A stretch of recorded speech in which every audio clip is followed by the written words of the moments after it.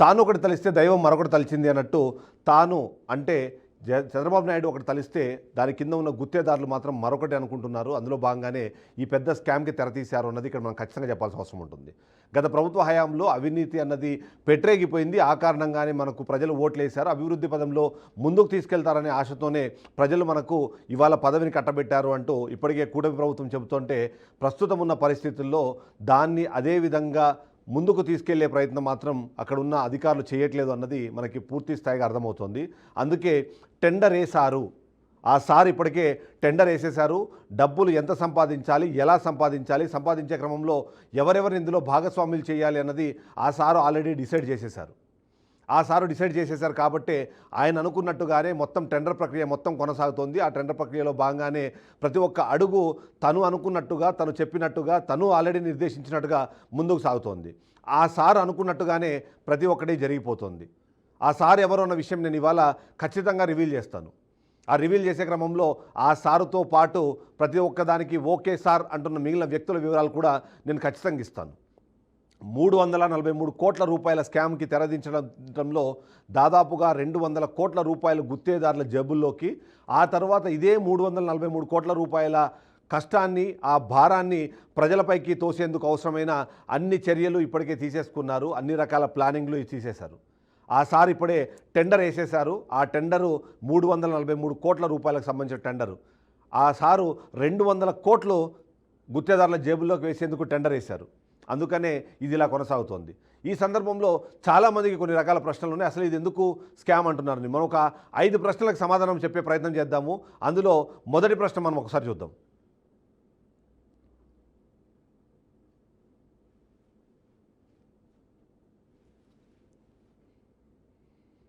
మొదటి ప్రశ్న, ఖచ్చితంగా విద్యుత్ శాఖలో విడుదలైన టెండర్ను స్కామ్ అని ఎందుకు అనాలి, విద్యుత్ శాఖలో విడుదలైన దీన్ని స్కామ్ అని ఎందుకు అనాలి అన్నది మొదటి ప్రశ్న. చాలామందికి ప్రశ్న వస్తుంది. ఎందుకంటే ప్రతిసారి ప్రభుత్వం వచ్చినప్పుడు కానివ్వండి, ప్రభుత్వంలో కార్యకలాపాల్లో భాగంగా కొత్తగా అభివృద్ధి కార్యక్రమాలు చేయాలంటే ఖచ్చితంగా టెండర్లను పిలిచి టెండర్ల ద్వారానే ఒక వర్క్ని అసైన్ చేసి ఆ వర్క్ని కంప్లీట్ చేసే బాధ్యత యూజువల్గా ప్రభుత్వం అధికారులకు ఇస్తుంది. అదే పని అధికారులు చేస్తారు. మరి దీన్ని స్కామ్ అని ఎందుకు అనాలి, దానికి సంబంధించి నేను ఎక్స్ప్లెనేషన్ ఇచ్చే ప్రయత్నం చేస్తాను.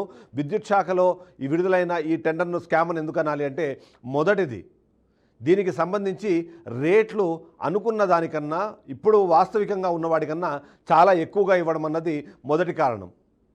రెండోది, వాళ్ళు అనుగుణంగా ఎవరైతే మన గుత్తేదారులు ఉన్నారో ఆ గుత్తేదారులు మాత్రమే ఎలిజిబుల్ అయ్యేలాగా, వాళ్ళు మాత్రమే సెలెక్ట్ అయ్యేలాగా ఏదైతే టెండర్ డాక్యుమెంట్లో క్వాలిఫికేషన్స్ కానివ్వండి, ఎలిజిబిలిటీ క్రైటీరియాస్ కానివ్వండి వాళ్ళకు అనుగుణంగా మార్చడం అన్నదే రెండో పాయింట్.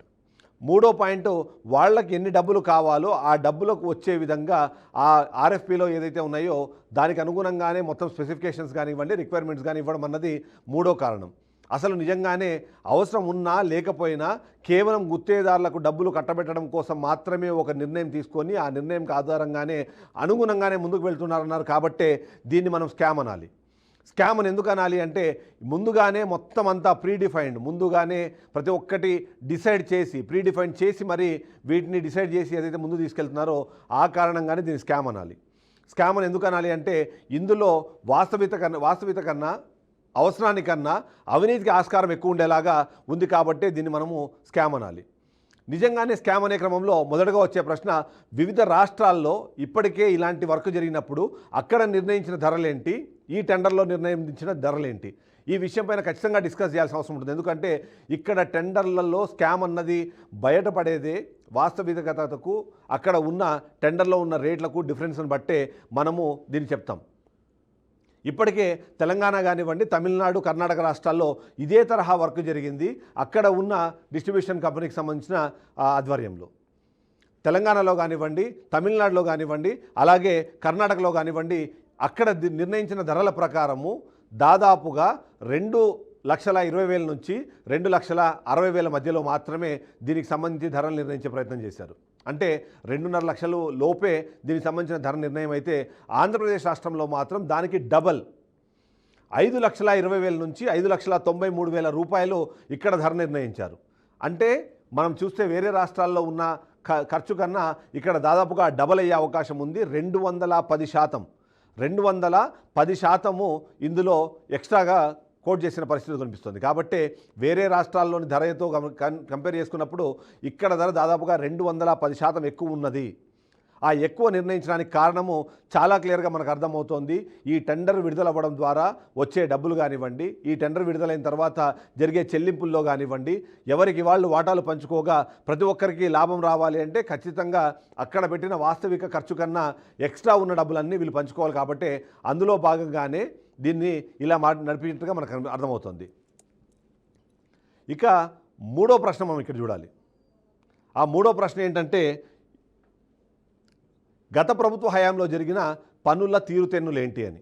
గత ప్రభుత్వ హయాంలో ఇదే తరహా వర్క్ ఏదైనా జరిగిందా, జరిగింటే అది ఎలా జరిగింది అన్నది. సో ప్రభుత్వ హయాంలో ఈ ప్రభుత్వం రావడం కన్నా ముందు కూడా ఇదే తరహా వర్క్ జరిగింది. అప్పుడు కూడా ఇదే తరహా స్కామ్కు తెరతీశారు. దాన్ని చెప్పింది నేను కాదు, బీఆర్కే న్యూస్ కాదు, ఇప్పటికే ప్రభుత్వంలో ఉన్న పెద్దలు మాట్లాడారు.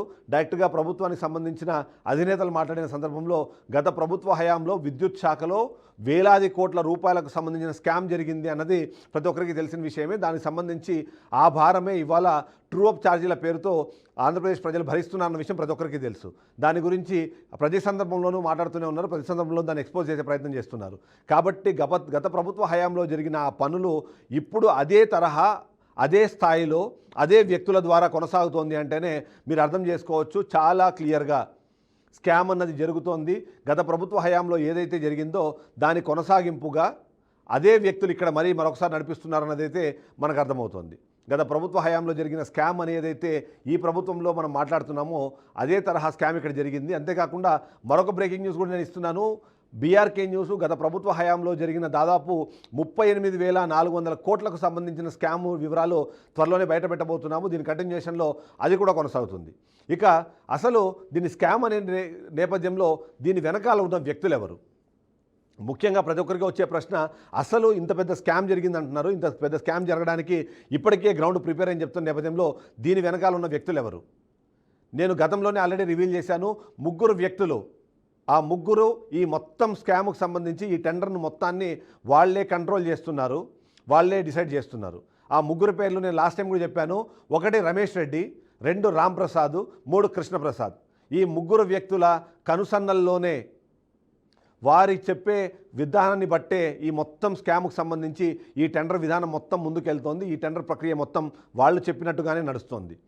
ఆ 3 వ్యక్తులు కలిపి 3 కంపెనీలను డిసైడ్ చేశారు. ఆ 3 కంపెనీలు మాత్రమే బిడ్డుని వేశాయి. ఆ 3 కంపెనీల్లో ఒక కంపెనీనే ఇప్పుడు సక్సెస్ అవుతుంది. ఫైనల్గా బిడ్ ఓపెన్ చేసిన తర్వాత L1గా నేను గతంలోనే చెప్పినట్టు శ్రీ లక్ష్మీ నరసింహ కన్స్ట్రక్షన్స్ అనే కంపెనీ L1గా నిలిచే అవకాశం ఉంది. దానికి సంబంధించి ఇప్పటికే గ్రౌండ్ వర్క్ మొత్తం పూర్తి అయిపోయింది. క్రియేటివ్ టెక్నాలజీస్ అనే మరో కంపెనీ కూడా ఇందులో భాగస్వామిగా ఉంది. వాళ్ళు కూడా ఒక టెండర్ని ఇప్పటికే సబ్మిట్ చేశారు. మరో కంపెనీ కూడా ఇందులో పాల్గొనుంది. బట్ ఆ కంపెనీకి సంబంధించి ఎలిజిబిలిటీ వస్తుందా లేదా అన్నది మనం ఓపెన్ చేసిన తర్వాత మనకు అర్థమవుతుంది. సో దీని వెనకాల ఉన్న వ్యక్తులు ఎవరు? ఈ విధంగా చూస్తే ఈ వ్యక్తుల్ని నడిపించే శక్తులు కూడా ఉన్నాయి. ఈ వ్యక్తుల వెనకాల ఉన్న శక్తులు ఎవరు అన్న విషయం కూడా మనం డిస్కస్ చేయాల్సిన అవసరం ఉంది. ఎందుకంటే ఆ వ్యక్తులు మాత్రమే దీన్ని ఫైనలైజ్ చేయట్లేదు. ఈ వ్యక్తుల వెనకాల మరికొన్ని శక్తులు ఉన్నాయి. ఆ శక్తులకు సంబంధించిన ఇన్ఫర్మేషన్ నేను రాబోయే బులెటిన్స్లో ఇవ్వబోతున్నాను. ఎందుకంటే ఈరోజు ఉదయం 10 గంటల నుంచి ప్రారంభమయ్యే ఈ షో ఏదైతే ఉందో డే లాంగ్ నడుస్తుంది. ప్రతి బులెటిన్లో దీనికి సంబంధించిన ఒక్కొక్క కొత్త విషయాన్ని నేను రివీల్ చేసుకుంటూ వెళ్తాను. నేను చెబుతున్న ఈ 3 వ్యక్తుల వెనకాల ఉన్న శక్తులు కూడా మరో 3. వాళ్ళపైన మరొక కింగ్ పిన్ ఉన్నారు. ఆ కింగ్ పిన్ సంబంధించిన వివరాలు నేను ఇస్తాను.